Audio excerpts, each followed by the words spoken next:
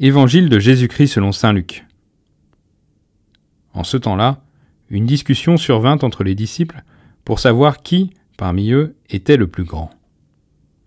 Mais Jésus, sachant quelle discussion occupait leur cœur, prit un enfant, le plaça à côté de lui et leur dit : « Celui qui accueille en mon nom cet enfant, il m'accueille moi. Et celui qui m'accueille, accueille celui qui m'a envoyé. En effet, le plus petit d'entre vous tous, c'est celui-là qui est grand. »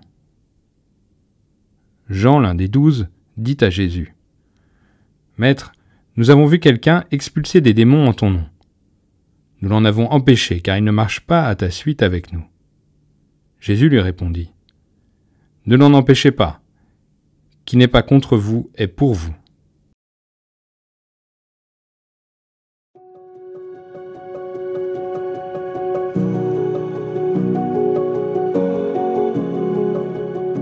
Dans l'évangile d'aujourd'hui, les disciples sont 2 fois corrigés par Jésus. Ils sont tentés d'abord par un sentiment de supériorité, puis par un sentiment de différence.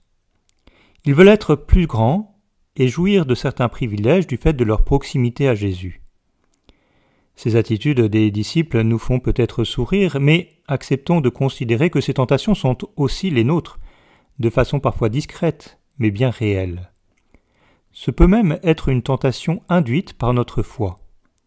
Le fait d'être chrétien ne nous entraîne-t-il pas à nous penser supérieurs à ceux qui ne le sont pas ? Ne nous laisse-t-il pas penser que nous mériterions quelques privilèges de la part du Seigneur ? Nous pourrions alors aujourd'hui demander au Seigneur de nous éclairer sur ces tentations de supériorité ou de différence qui pourraient encore nous animer.